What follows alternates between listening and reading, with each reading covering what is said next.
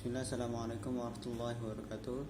Perkenalkan, nama saya Gibari Firmansyah dari kelas MJ 24B dengan NIM 240111073. Di sini saya akan mereview artikel yang berjudul Pandangan Islam terhadap Manajemen Risiko melalui Teladan Kisah Nabi Yusuf alaihissalam dengan karya Rosi Tasliatur Rahmaniyah dan Cecep. Lalu yang kedua, artikel berjudul Memahami Pengelolaan Risiko Usaha dalam Syariah Entrepreneurship dengan karya Sri Walareski Sirajuddin Irwan Misbah. Oke, yang pertama, dalam menjalankan aktivitas kehidupan sehari-hari, manusia akan selalu dihadapkan dengan kemungkinan terjadinya risiko baik secara langsung ataupun tidak langsung. Pengertian risiko sudah biasa dijumpai dalam kehidupan sehari-hari.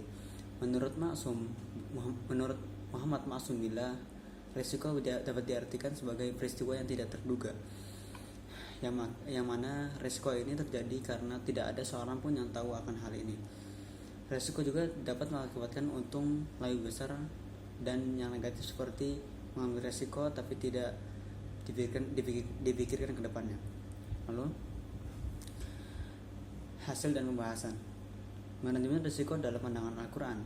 Islam telah mengisyaratkan kepada umatnya untuk senantiasa mengantisipasi risiko yang akan terjadi di masa depan dengan melakukan perencanaan sebaik mungkin.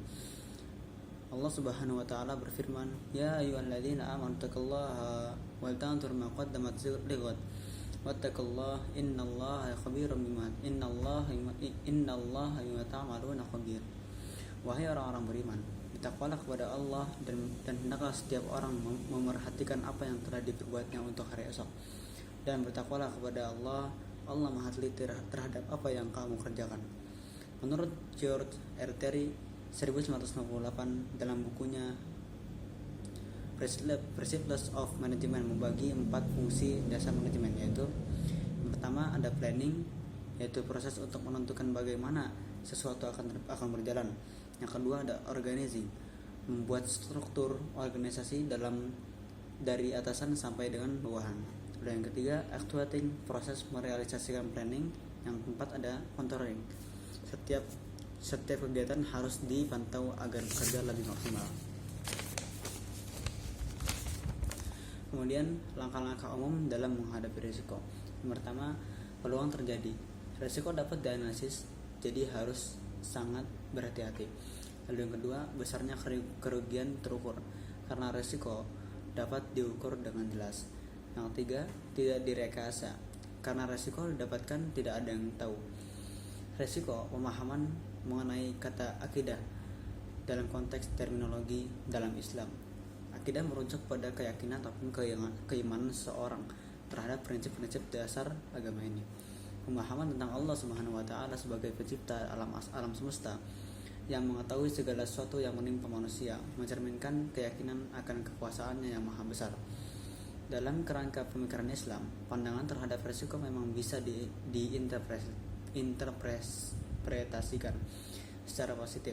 Konsep ini terkait dengan prinsip keadilan dan tanggung jawab dalam menjalankan usaha serta manajemen harta kekayaan.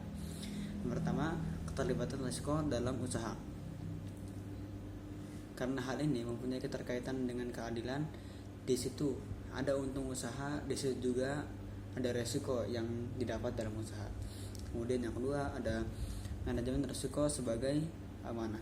Karena harta kekayaan adalah amanah yang Allah kasih kepada kita, maka kita jangan menyalahgunakan amanah tersebut. Kesimpulannya, risiko adalah suatu hal yang tidak dapat untuk kita prediksi dan tidak ada tahu seorang pun tentang hal ini.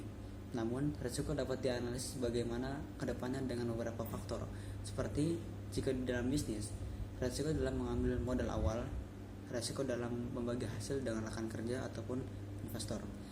Mungkin cukup sekian. Assalamualaikum warahmatullahi wabarakatuh.